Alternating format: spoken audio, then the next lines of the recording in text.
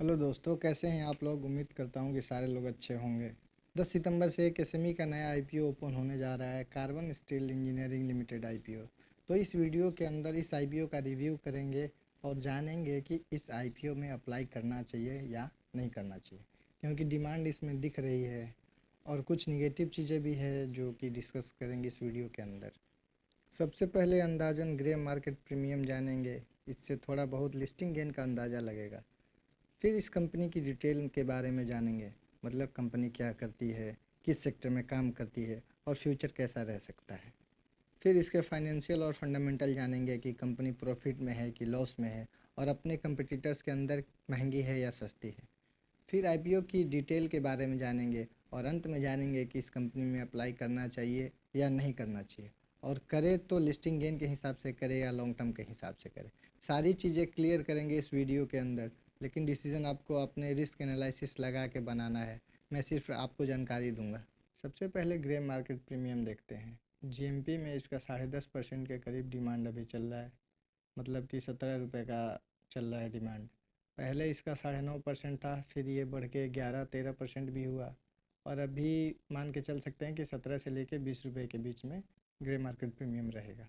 यदि कोई भी ग्रे मार्केट प्रीमियम में बदलाव आता है तो मैं अपडेट कर दूंगा। टेलीग्राम चैनल है, लिंक नीचे डिस्क्रिप्शन बॉक्स में दिया गया है मेरे टेलीग्राम चैनल का।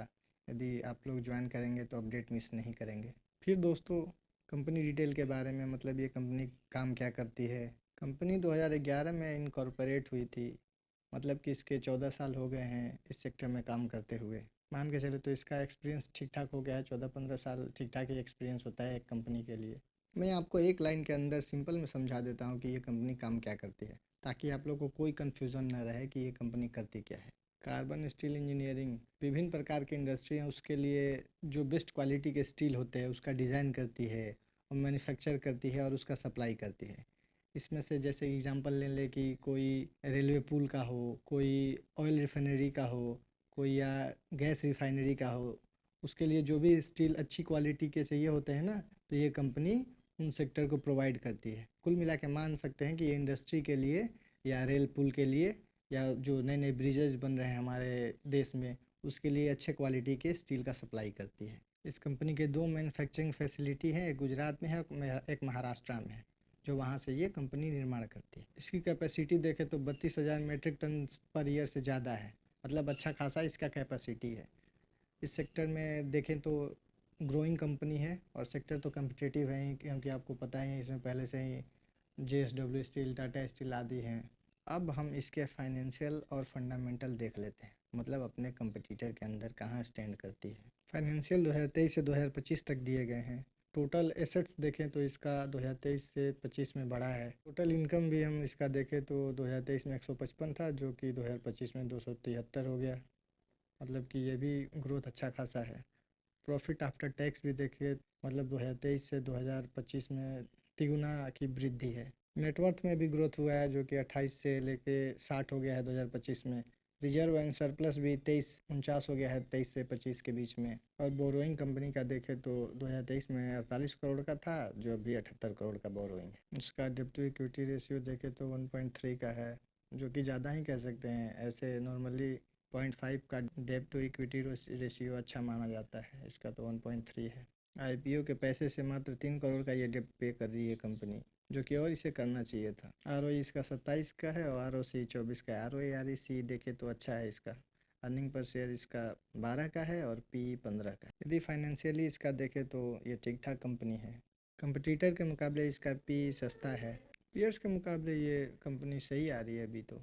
मार्केट प्राइस यदि हम इसका देखें, पी भी सही है, अर्निंग पर शेयर भी ठीक ठाक ही है। ये कंपनी फाइनेंशियली ओके ओके है, फंडामेंटल भी इसके ठीक हैं, तो वैल्यूएशन इसका हम ठीक ठाक कह सकते हैं। आईपीओ डिटेल के बारे में बात करें तो ये आईपीओ 8 सितंबर को ओपन होगा और 10 सितंबर तक इसमें अप्लाई कर सकते हैं। इसका प्राइस बैंड 151 से लेकर 159 रुपये पर शेयर है। इसका इशू साइज़ 59 करोड़ का है। इसमें से ये 3 करोड़ अपना डेब्ट पेमेंट करेगी, 12 करोड़ अपने जो अंडर कंस्ट्रक्शन शेड है उसका निर्माण करेगी, और बाकी 25 करोड़ का इस्तेमाल ये वर्किंग कैपिटल में करेगी। इसमें फ्रेश इशू 45 करोड़ के हैं, बाकी 10 करोड़ ऑफर फॉर सेल का है। फेस वैल्यू इसका 10 रुपये पर शेयर है। रिटेलर मिनिमम 2 लॉट अप्लाई करेंगे जो कि 1600 शेयर का होगा और टोटल इसका वैल्यू होगा 2,54,000 का। और स्मॉल एच एन आई 2400 शेयर के लिए अप्लाई कर सकते हैं जो कि 3,81,000 का आएगा। अब हम देखते हैं कि इस IPO में अप्लाई करना चाहिए या नहीं करना चाहिए।